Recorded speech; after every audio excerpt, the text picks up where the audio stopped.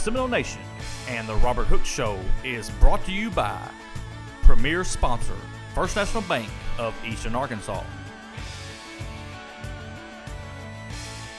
Bugmobile of Arkansas, H&R Block of Mississippi County, Ed Harshman and Harshman Reynolds, and Roller Swift Funeral Home. Council member Tyler Dunnigan.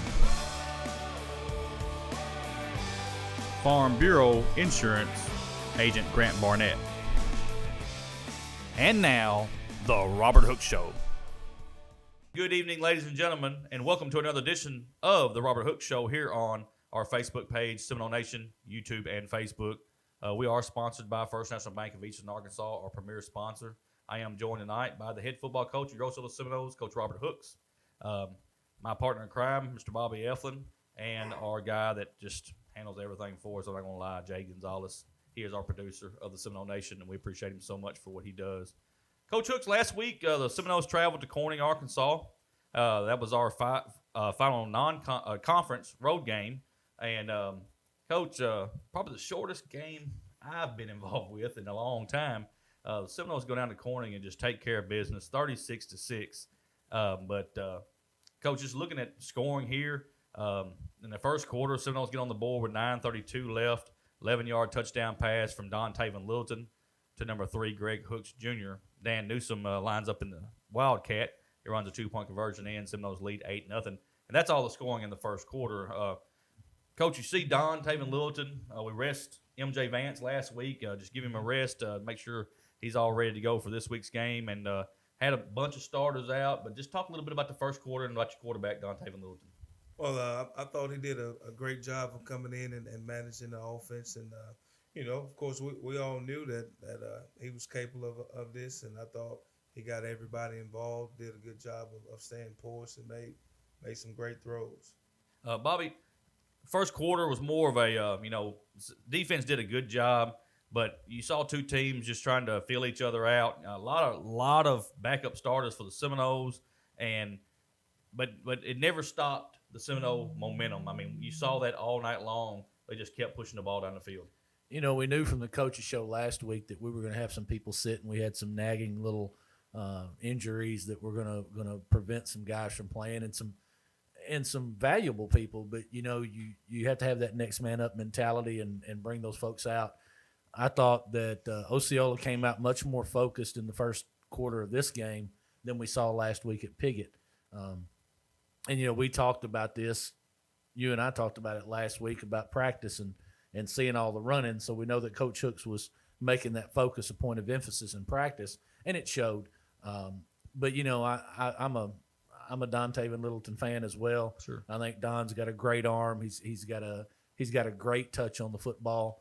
So I expected to see kind of what we saw a little bit. We'd see a little less being run heavy, a little more being pass heavy. You play to Don Taven's strengths, and we did that. But I thought the focus was there. I don't remember a penalty in the first quarter. I don't remember anything that was glaring to me that were just a mistake made somewhere that was preventable. And I thought the Seminoles played a solid first quarter as well as the rest of the ball game. Get into the second quarter, 11:36, right inside the second quarter.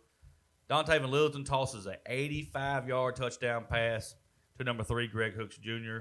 2-point conversion was no good. Don tried to throw the pass to Greg there, and it came incomplete, 14-0 at that point. Seminoles get the ball back with 9:08 left in the second quarter. 37-yard touchdown run by number 13, Stephon Coleman. Dan Newsom's 2-point conversion run was good. Seminoles lead 22-0. And then we get down there, get the ball back with maybe a minute left. We moved the ball down the field. We thought the quarter was going to end, but we had a defensive penalty that allowed the Seminoles to get one more play from the 13-yard line. And the Seminoles made Corning pay for that penalty because we had a 13-yard touchdown pass from Don Taven Littleton to number 1, Dan Newsom. Dan Newsom runs his 2-point conversion in. We go to halftime 30-0. And, Coach, first half, you moved the ball at will. Your defense played really well, and that set the tone for the second half. Uh, very proud of Kamarian Brooks. He come out and set the tone. Yes. He had, I think, maybe the first 4 or 5 tackles, and we rest him for the rest of the game, and you get a chance to see Keywan Gregory come in and make plays. I thought the defensive line did a pretty good job of correcting the mistakes that we made last week versus Pickett. They run the same counter action to GT against us, and I thought we did much better at it. And Brandon Johnson and Jonathan Stovall did a good job of making plays at inside linebacker, and Dennis Davis gets his first start at outside linebacker, and Jabari Person does a good job at outside backer. LaFay King gets his first start at safety, and so you got 5 guys that get a chance to start at a position that they hadn't played before, and did a good job and gave us confidence that they can be quality backups and can play that position need be. No doubt. I mean, and being up 30-0 at the half, sent all them young players, just let you know you do have players there that can step up when you need them to step up, and it showed being up 30-0. But you're exactly right. Bobby, me and you talked about this. We talked about Kamarian Brooks at will at the beginning of the game and into the second quarter, because it seemed like every time there was a run play, either Kamarian, he either made the tackle or he was in helping make the tackle. And that, he picked up where he left off last week at Piggott. We saw this last week at Piggott. He's the backside pursuit. In that particular quarterback option, that read option that everybody likes to run with the inside zone, and that's the play that's hurt Osceola all year, defensively, the ability to run the inside zone. But, we haven't seen a quarterback that pulled the ball that much.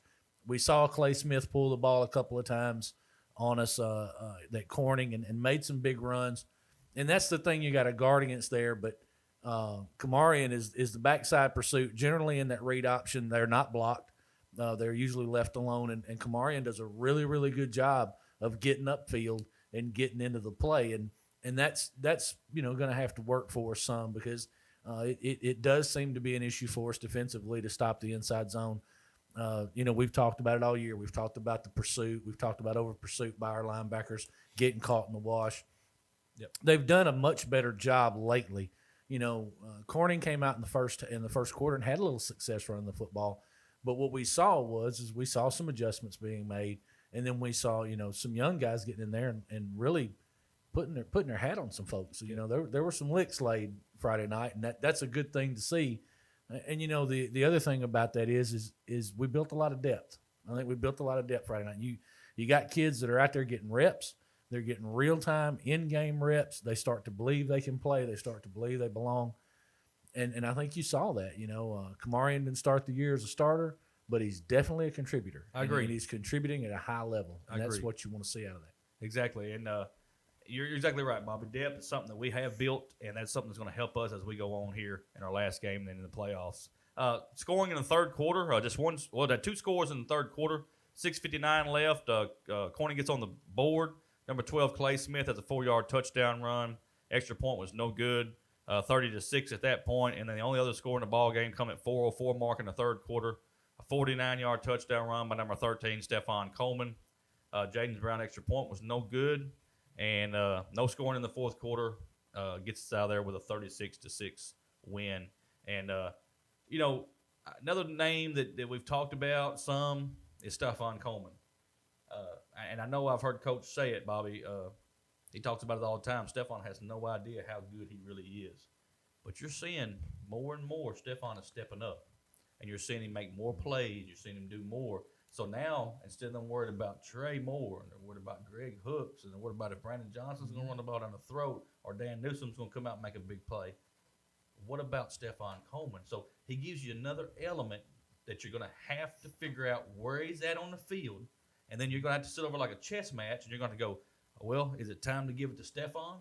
Are they going to throw it to Greg? Is it Trey's turn? It just gives you another element to the piece of the puzzle that you're going to have to figure out against Osceola. Coach has been high on Stephon all year. He's talked to us about Stephon, and he's probably your fastest player, or if he's not, he's close. Stephon is dynamic with the football in his hands, especially in space. And I think I made a comment. I think he had a couple of 3 fumbles early in the year, and I think I made a comment on one of the live streams or told Michael behind the scenes or something, said, I just don't know if I could hand him the football again. Well, Stefan has changed my opinion of him. He's corrected his mistakes. He's came out with some focus and some fire. And once the kid gets north and south, you're going to have to be on your horse to catch him. No doubt. Because he definitely has the speed to go to the house. And he's a load to bring down. He is a load. He is. He'll run you over. He is. And that jet sweep, that jet action sweep that we use him in is a powerful play. And you got to defend him. But I'm going to tell you the slant, bringing him out of the slot and running that slant and getting him into the middle of the field with the football in his hands is dangerous for anybody that you're playing against. It is. The coach, looking at some of your numbers here, 13 rushes for Osceola, 111 yards. You were 6 for 8 through the air for 186 yards, 297 yards total offense on Friday night. Corning unofficially was 36 yards rushing for 93 yards. They were 7 and 12 through the air for 24 yards, 117 total yards. Big stat that really steps out to me here. Greg Hooks had 4 receptions for 135 yards, 3 touchdowns. That is, that's just unbelievable. He keeps every week getting better and better. We talk about them all. It's hard. I feel like we leave people out every week, but I tell you, you got playmakers right now. All of them are stepping up, and that's the best way to be because we're getting ready for a game this week that we're going to need all of them in. So, folks, we beat Corning 36-6 at Corning last week. That's your rewind on the Corning game. What we'll do now is take a timeout. Let our sponsors get a word in. Got a lot to talk about, folks. We're going to have a big second half here after we get out of our sponsors, and we're going to bring you up to speed on who we play this week, which will be the Newport Greyhounds, and then we'll talk to you about some of our picks from around the conference, some of the games we're going to watch this week, because after this week, we're going to have playoff football, and we'll kind of keep you up to date on what it's going to be if you're the 1 seed or the 2 seed. So we'll take a timeout right now, let our sponsors get a word in, and we'll be right back. First National Bank of Eastern Arkansas is the official bank of the Seminole Nation and the Robert Hooks Show. Our premier sponsor, First National Bank of Eastern Arkansas, is Eastern Arkansas's largest independently owned bank. First National Bank of Eastern Arkansas specializes in all your banking needs, including personal banking, online banking, business banking, savings accounts, loans, CDs, and IRAs. Go down to the First National Bank of Eastern Arkansas, speak with President Greg Reese and teller supervisor and loan processor Taylor Lucius for all your banking needs. First National Bank of Eastern Arkansas is a proud sponsor of the Osceola Seminole Nation and the Robert Hooks Show.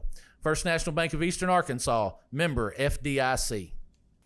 Bugmobile of Arkansas, located at 408 South Walnut in Osceola, specializes in pest control and termite control for both residential and commercial properties. Owners Oscar and Jade Gonzalez would be happy to come out and give you a free estimate, and you can also contact Bugmobile at 870-563-6811. Bugmobile is a proud sponsor of your Osceola Seminoles and the Seminole Nation. H&R Block of Mississippi County is a tax preparation and financial service located at 2981 West Kaiser in Osceola. They can be reached at 870-563-5710. H&R Block of Mississippi County is a proud sponsor of the Seminole Nation. Ed Harshman and Harshman Rentals, located at 202 West Johnson in Osceola, can meet all of your residential and storage rental needs. Harshman's has apartments and housing located throughout Osceola and Mississippi County, both furnished and unfurnished, available for rent. You can contact Harshman Rentals at 870-563-3694. Ed Harshman and Harshman Rentals are a proud sponsor of Osceola Seminole Athletics and the Seminole Nation. Roller Swift Funeral Home of Osceola is a proud sponsor of the Seminole Nation and Osceola Seminole Athletics. Located at 2173 US 61 South, Roller Swift Funeral Home specializes in funeral services and helping families with the costs associated with them. For more information, contact them at 870-563-6578 and speak with David Tucker. Roller Swift Funeral Home, with all our respect. Councilmember Tyler Dunnigan is a proud sponsor of the Seminole Nation and the Robert Hooks Show. Tyler is working for a better Osceola with real commitment and real results. Councilmember Tyler Dunnigan for a better Osceola. Farm Bureau Insurance of Osceola and Agent Grant Barnett proudly sponsor the Seminole Nation and the Robert Hooks Show.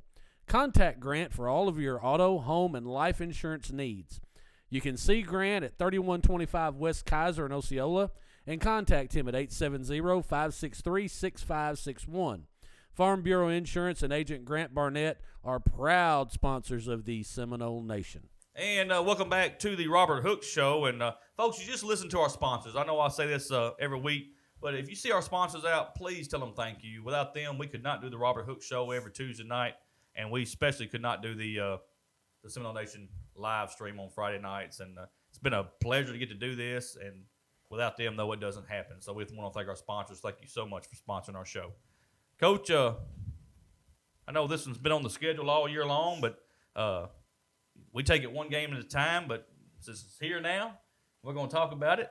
It's the Seminoles and the Greyhounds from Newport this Friday night. Coach, both teams 8-1 overall. Both teams 6-0 in conference. The only loss for Osceola comes in non-conference. Very first game of the year against Valley View, 36-19.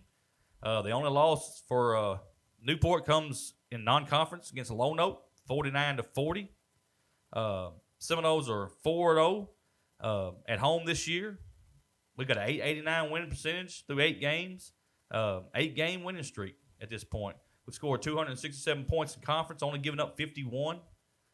Newport at this point has another, same as ours, 889 winning percentage. They're a 6-game winning streak. They've scored 292 points in conference, 24 points given up. Osceola's ranked number 1 in the Max Preps 3A ranking. Newport's ranked 5th in the Max Preps 3A ranking. I mean, you can go by all kind of different rankings. We kind of hang with Max Preps just simply because we do a lot of stat work with them and things like that. So that's where I pulled the stat from. But, I mean, rankings, in my opinion, you throw rankings out the window. Whoever's there at the end of the year is the number 1 team. All that other stuff all year long, don't worry about who's number 1, who's number 2, because I promise you anybody can be beat on any given day. It's just the way it is. Last year's game between Osceola and Newport, Bobby, 62-45 shootout. Didn't start off that way. We dominated them. First, second quarter, dominating. And just so happened in the third quarter, both teams decided that we didn't want to play no more defense. We're going to see who can score the most points in third and fourth quarter. Scored 107 points in that ball game total between the two teams, 62-45. Osceola beats Newport last year. Our record at home in Seminole Stadium is 72-27-1, Bobby. That's a very good record at home over the years that Osceola has been playing. Since 2001, the Greyhounds and the Seminoles have played 6 times. Osceola's got the win 5-1 over Newport since 2001. So just little stats about Osceola and Newport. Friday night it's supposed to be a high of about 40 degrees, low of 25, so it's going to be chilly. It was chilly last week. You had to play in it last week, about the same, similar kind of temperatures. I mean, it may be just a little bit cooler this week, but not supposed to be any rain. So you're going to have to fight a little bit of the cold air. But other than that, you're going to have Coach 2 powerhouses this Friday night. Osceola Seminoles and the Newport Greyhounds. The winner's going to get the 1 seed in the playoffs. Loser's going to get the 2 seed. But I promise you, they got to come to Osceola, and that's going to be a big feat for them. Coach, could you talk a little bit about the Newport Greyhounds scouting report, please? Well, first off, the Newport Greyhounds are well coached. Coach Mark Hinsley has done a great job with his team, with his program. Hats off to them for the job that they've done so far this year. They have a very explosive backfield. The quarterback, Eli Alcorn. You don't know who's going to be at running back. I've seen Monquel Cox at quarterback. Seen Theron Davis. At running back. Seen Theron Davis at running back.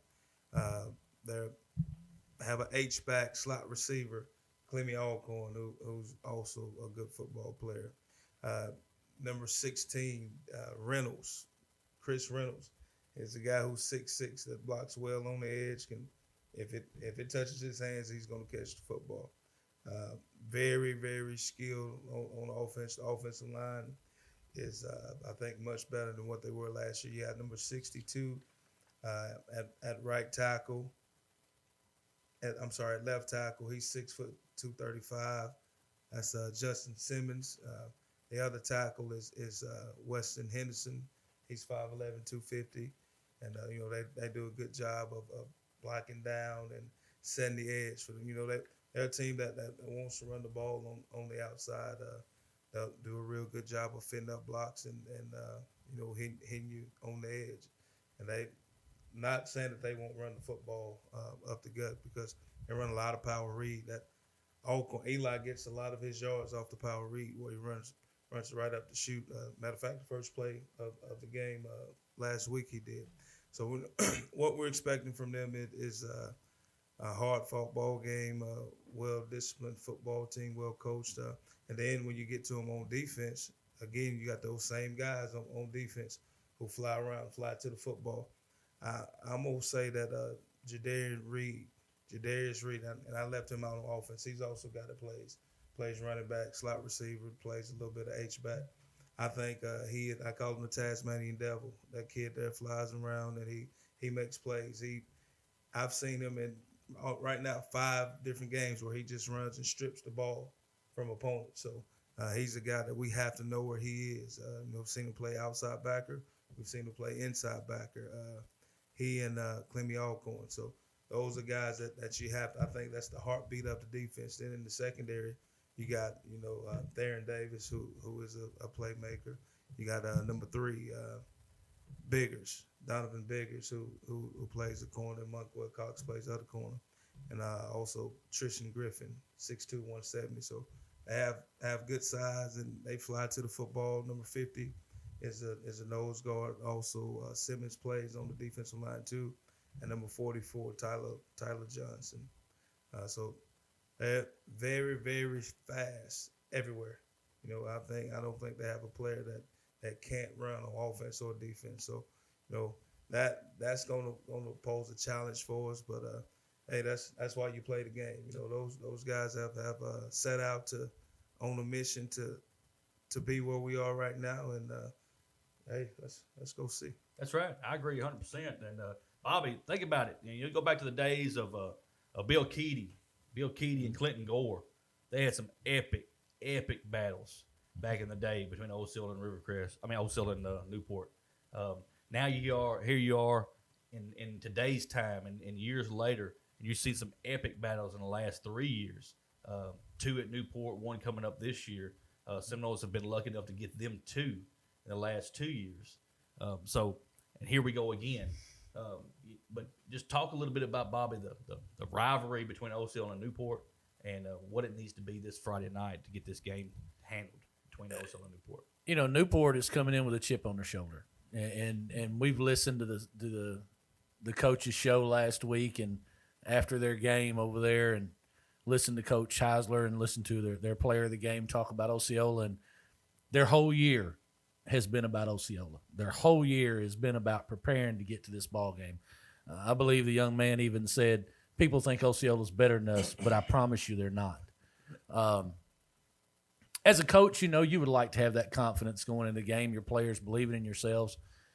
This is a team, Newport, that probably matches Osceola with speed.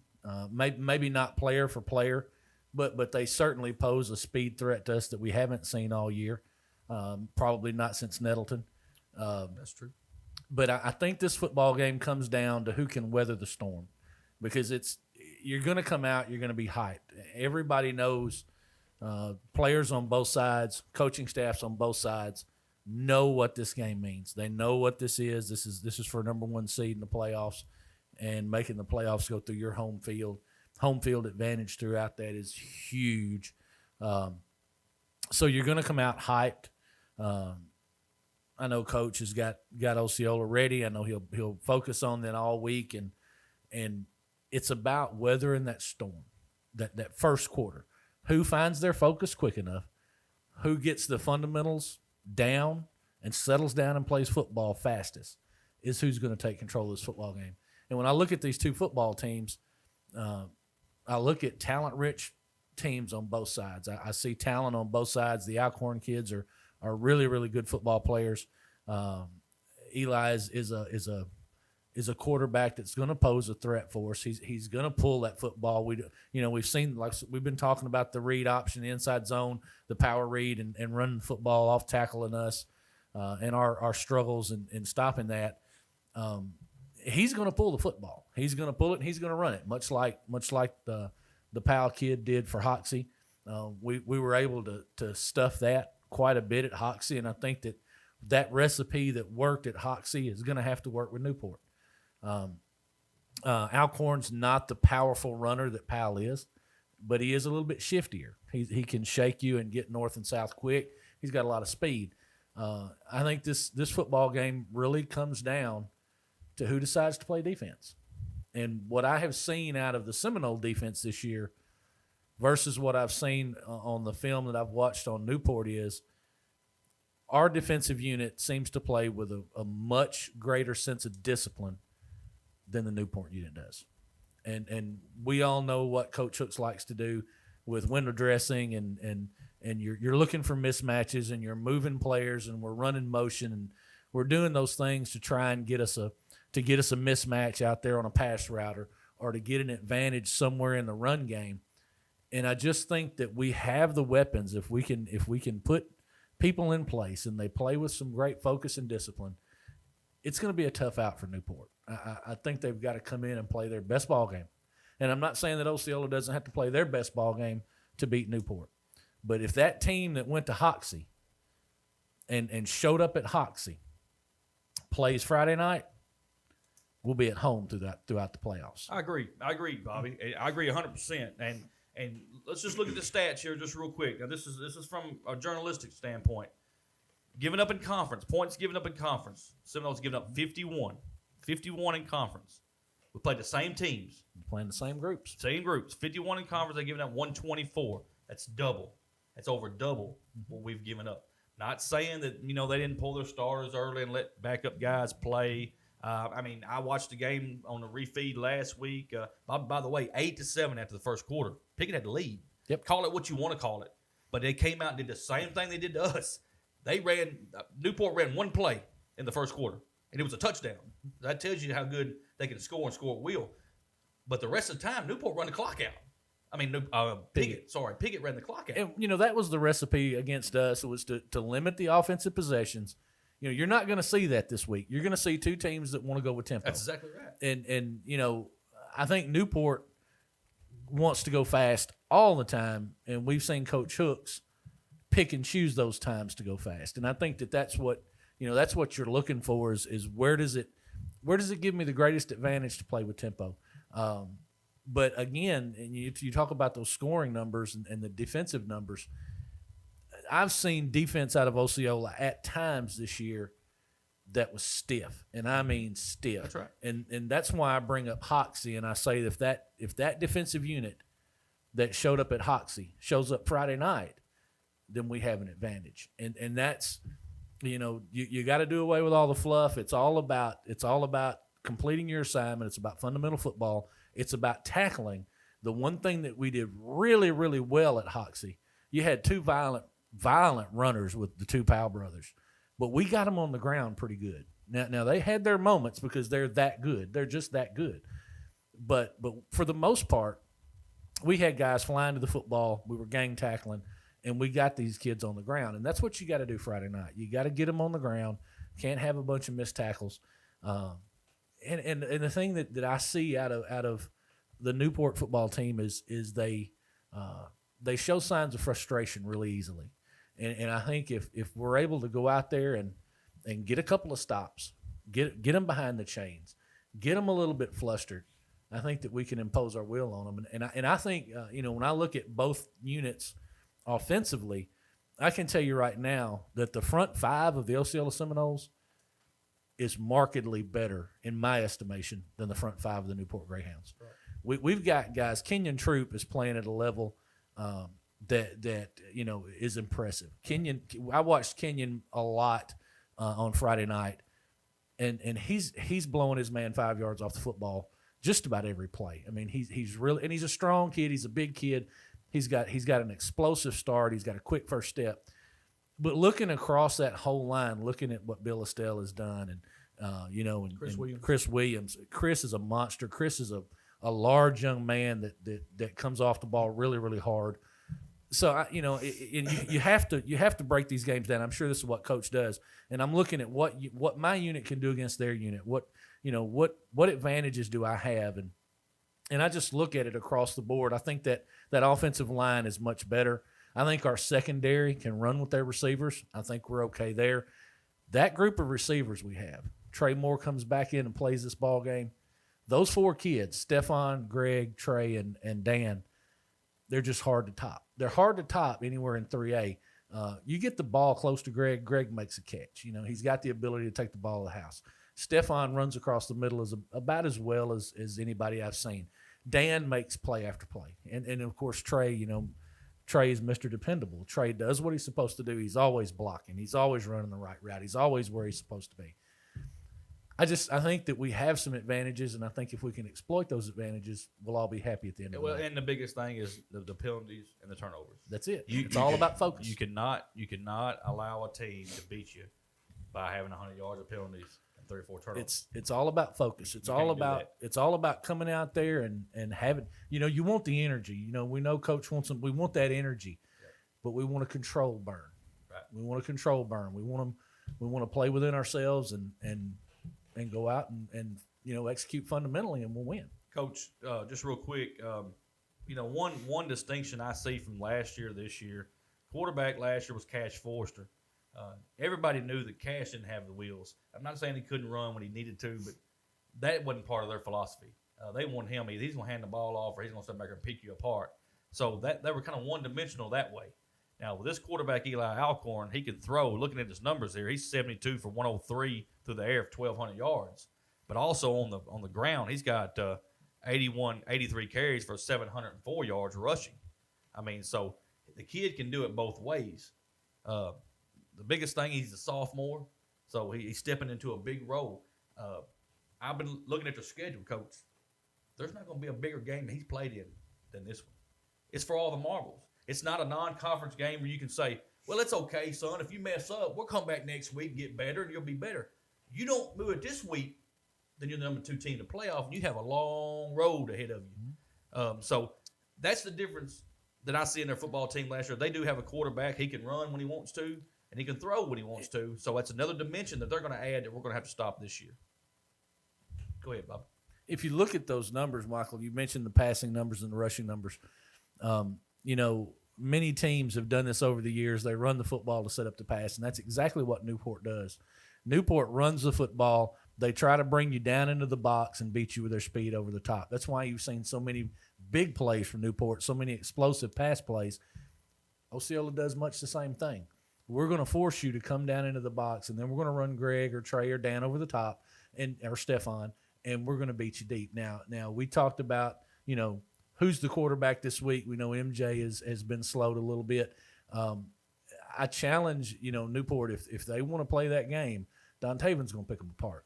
And I know the kid's a sophomore, but we all know that, you know, I'm a fan of Don Taven. I think he's a really good quarterback. I think he's got a good head on his shoulders, and the kid has touch that for a sophomore is really, really special to me. So, you know, and Brandon runs the football and has been running the football about as well as we've seen anybody run all year. So, you know, I think it's a pick your poison. It's going to be a chess match. It is. It's going to be a chess match, and you're going to want your team to play perfect, both teams. Yep. You got to make the other one make a mistake. You got to capitalize on it and put them away. This is what football is all about right here this Friday night. We started thinking about it, though, after Friday night. We played our games all the way up till Friday night, and then we started saying, okay, let's go get the film on Newport and let's play Newport this week, where I think it's been different on the other end. It's kind of personal for Newport. They did not like Osceola coming to their house last year, and putting them out. And they're going to want to do the same thing this year. They're going to bring the town. They are. They're going to bring everybody. It's going to be a full house this Friday night. I can't wait.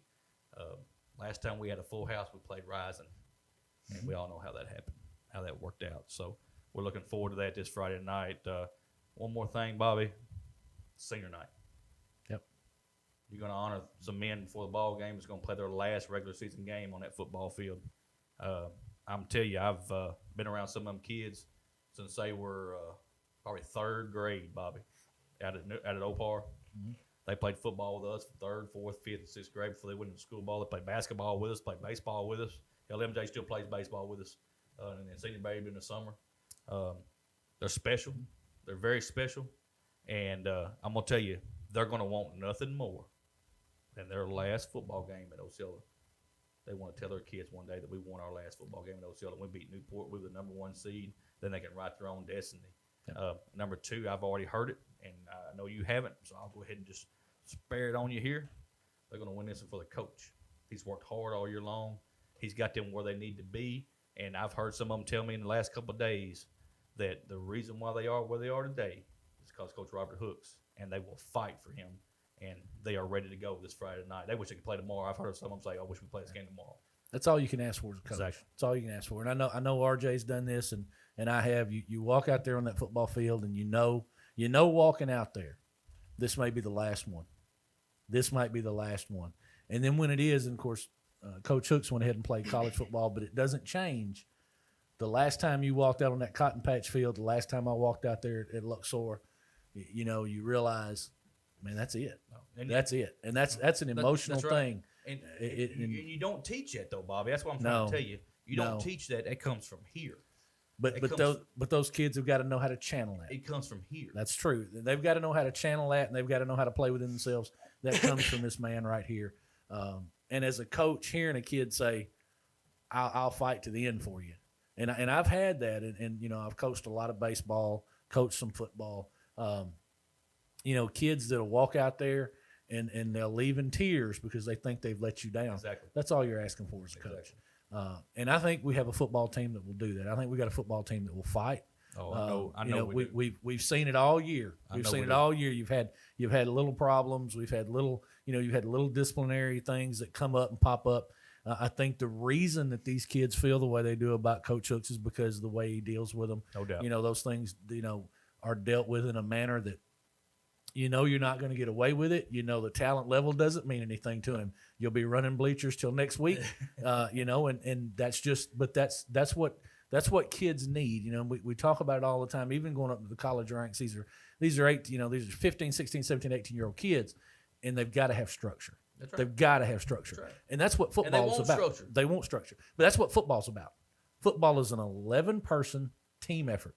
And that team has to have structure. And if you don't have structure, then you look kind of like my beloved Razorbacks look on Saturday. But you have to go out there and play with a common focus, and you've got to have that organization. We see that every week with Osceola. The organization has, we talked about this early in the year. We talked about it at Valley View. We looked a little lost. We looked a little disorganized. But we've seen it continue to build, continue to build, Exactly. continue to build. And we knew going in. We got a lot of young kids. A lot of young kids playing football. What do you think the future looks like next year? Oh, yeah. So you go out here and you're building this for a future, and you're building it for long-term success.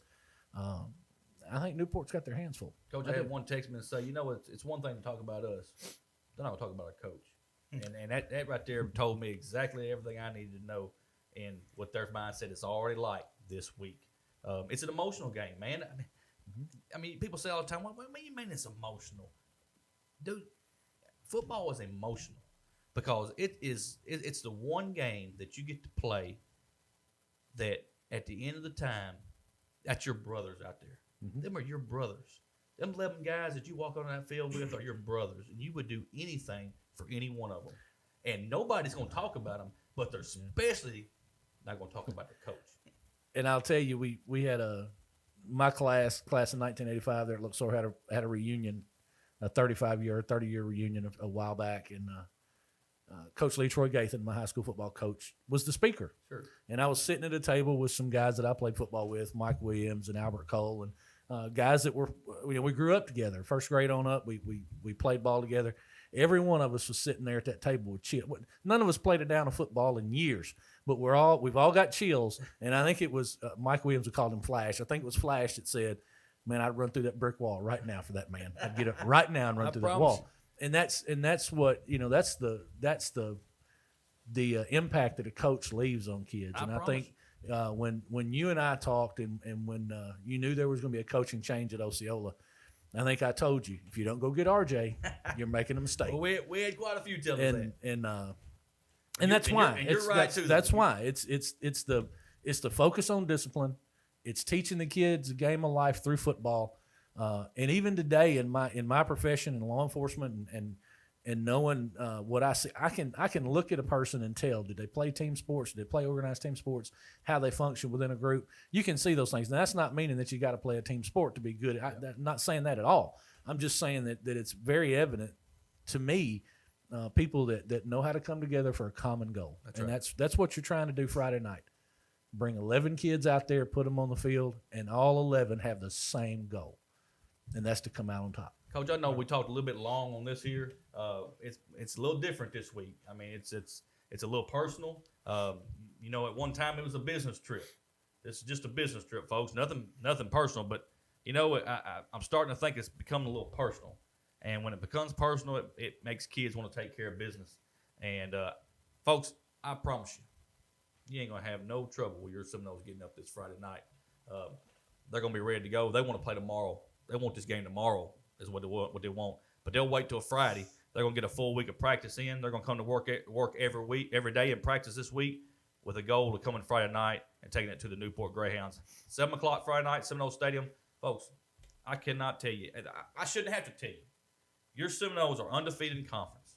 They've got one game, and they'll be the number 1 seed coming out of this conference.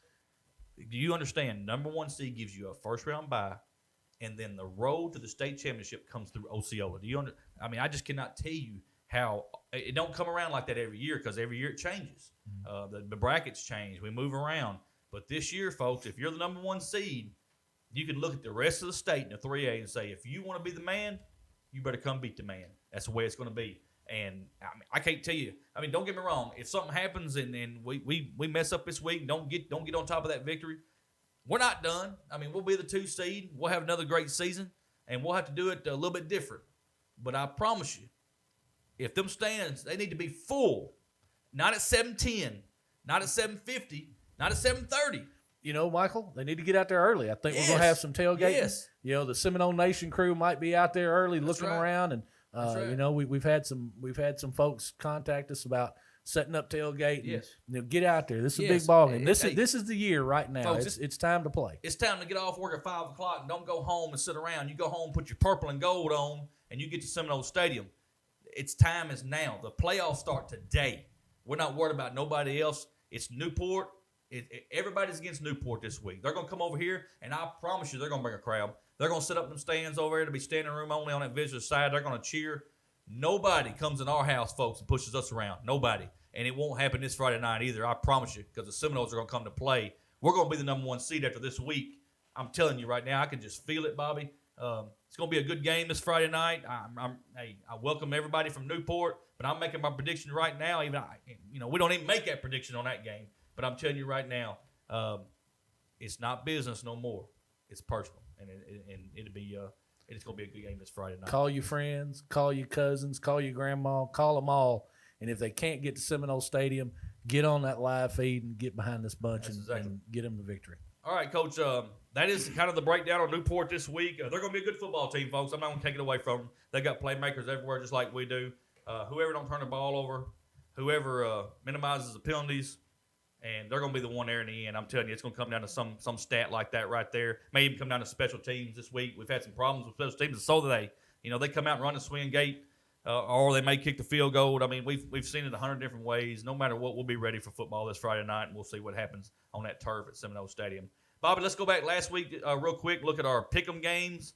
We had Pickett at Newport. Newport beats Pickett 49-30. Both of us had Newport winning that ball game. Manila was at Walnut Ridge. Walnut Ridge beats Manila 42-15. We both had Walnut Ridge winning that game. There's the Osceola Corning game, 36-6. And then the only other game we were split on, Hoxie went to Harrisburg. And, Bobby, it came down to the very end. I mean, we watched that game all the way to the very end. Harrisburg had the ball and was driving. Yep. Got within the 10-yard line and just could not put it in.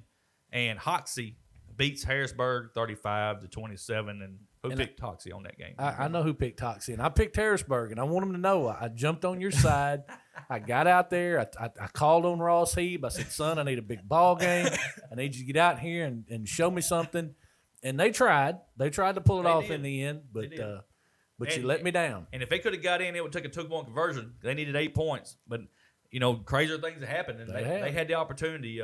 So it was a good ball game, though. They got to see a good ball game at Harrisburg last week. Hey, we're not down in Harrisburg. Harrisburg's got a good ball team. We just like to have a little fun. And Hoxie comes out with that win last week. Bobby, the other games we were looking at, for seeding and stuff like that, you had Camden and Harmony Grove at Prescott, and that was for the number 1 seed in that conference.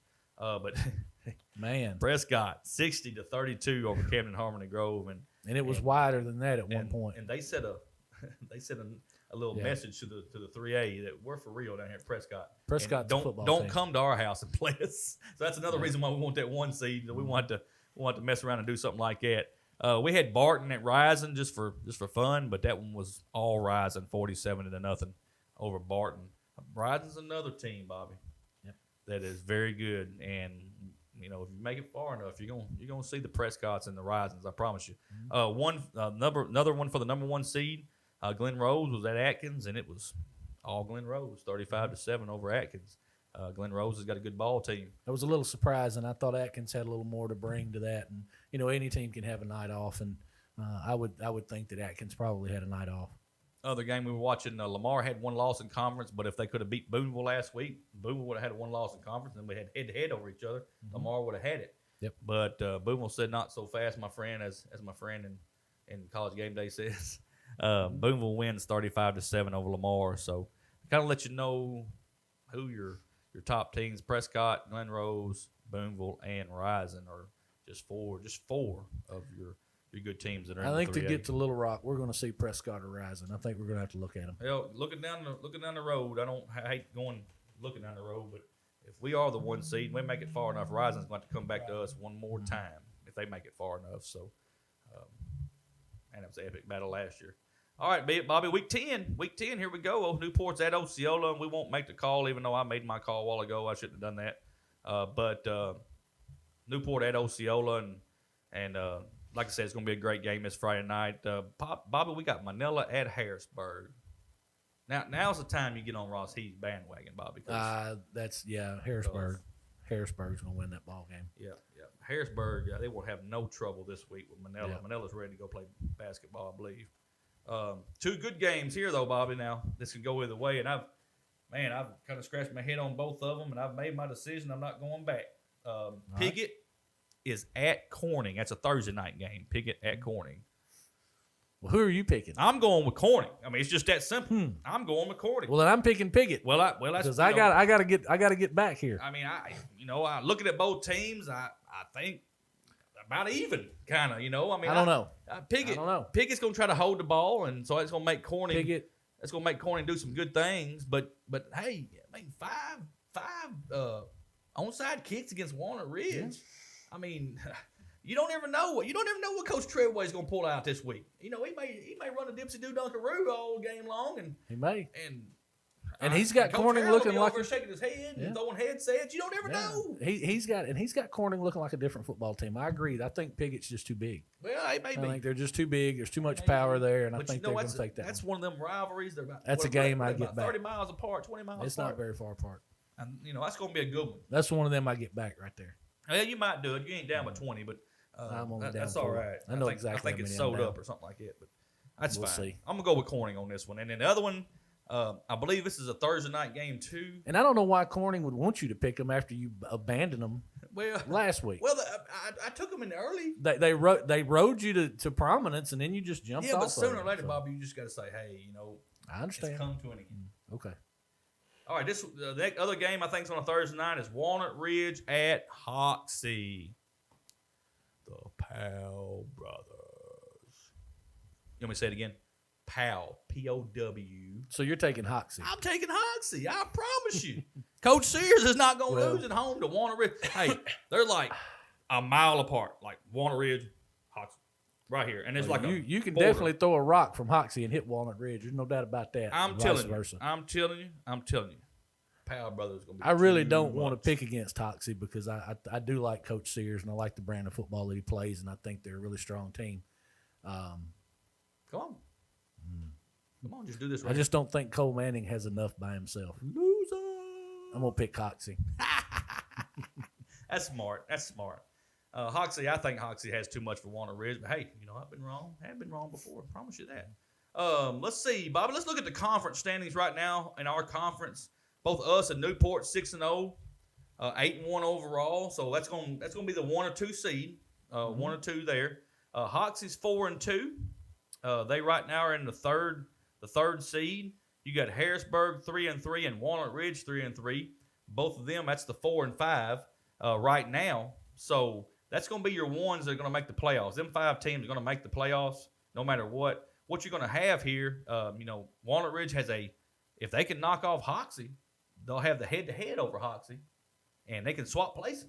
Mm-hmm. And in Harrisburg, they got Manila, so you're assuming they're going to be 4-3, and Walnut Ridge will be 4-3 if they beat Hoxie. So then it'd be the Harrisburg-Walnut Ridge game, and Harrisburg beat Walnut Ridge. So it's just according to what happens. It could be everything from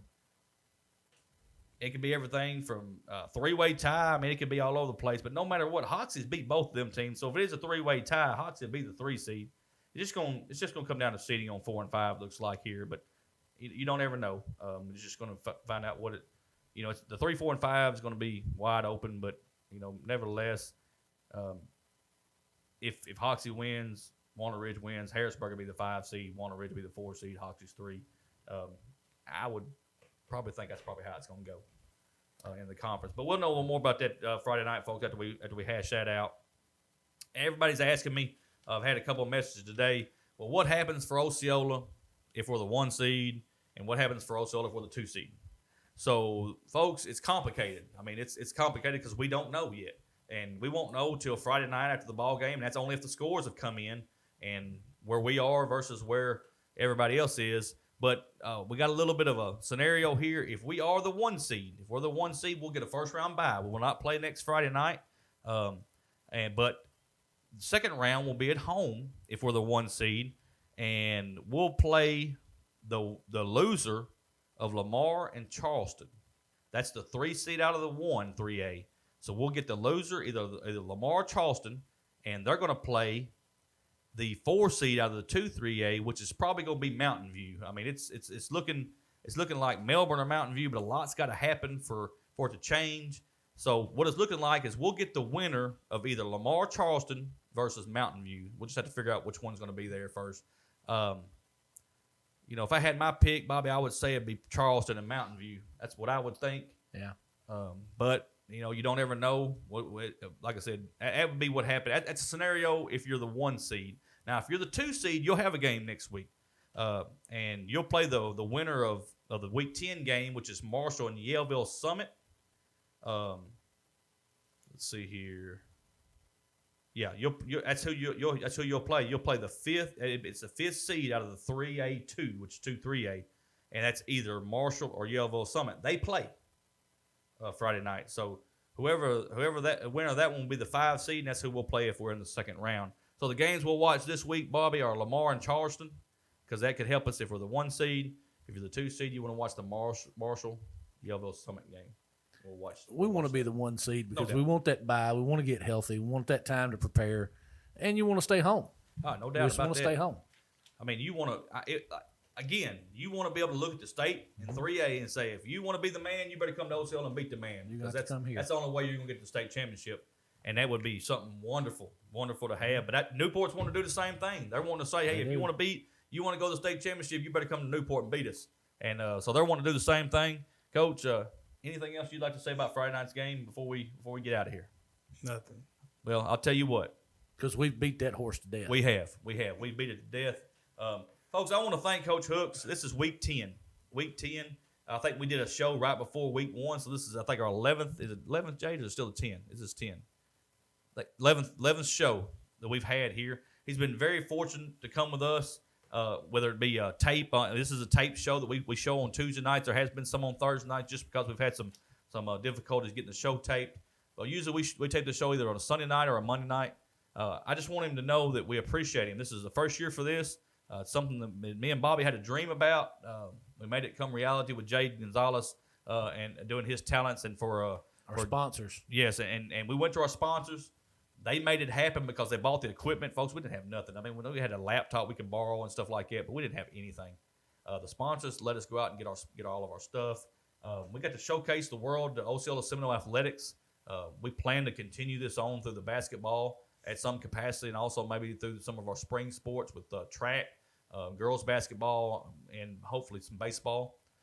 So we continue on. As we continue to do this here, we want to thank Coach Hooks. Like I said, he's taking his time out every week. This is a huge game this week. He's gracious enough to leave and come tape this show on a Sunday night with us, and we appreciate that. I want to thank Coach. I want to thank Bobby Eflin. Like I said, we had a dream to do this, and it just we didn't know how we were going to get it done. We just got it done. This is the beginning of Week 10. This is our last regular season game. When we come to you next week, we'll know exactly what's going on with the playoffs, and we'll be ready to go on playoff schedule. Folks, one more time. Friday night, 7 o'clock, we need the stands packed. There's going to be tailgating going on out there all day on Friday. I think some of our sponsors are going to be out there on Friday tailgating, giving away stuff. Don't wait till 7 o'clock. Let's lead by example. Let's show the world, let's show the state that Osceola Seminole football is for real. The fans are behind us, and we need you there this Friday night cheering and yelling and being loud. Hey, I know it's going to be chilly. Hey, put the long johns on, bring the blanket, get up and start hollering. The more you holler, the more that body's going to warm up. The kids are going to be doing the same thing. They're going to be out there this Friday. They're going to be chilly too, but they're going to play their hearts out for the school and for the city of Osceola. And I just cannot. Bernard Lofton, I talk to you all the time. Hey, rally the troops, man. We need everybody there this Friday night. If not, we will be live this Friday night. I think we're going to try to bring senior night live this Friday night. I think they're going to do that before the game. If they do that before the game, we will bring it live to the Seminole Nation for grandparents and people that are out of state that cannot make it down here to see the seniors that we have here. We will bring it live. So we look forward to that. And, Coach, we look forward to a great football game this Friday night. And it's going to be a great week. I can't wait. Bobby, anything anymore? I think we've beat it to death. All right, guys. All right, for Coach Robert Hooks, for Bobby Eflin, for Jay Gonzalez behind the scenes, I will see you at Osceola Seminole Stadium this Friday night as the Seminoles take on the Newport Greyhounds. And have a good night.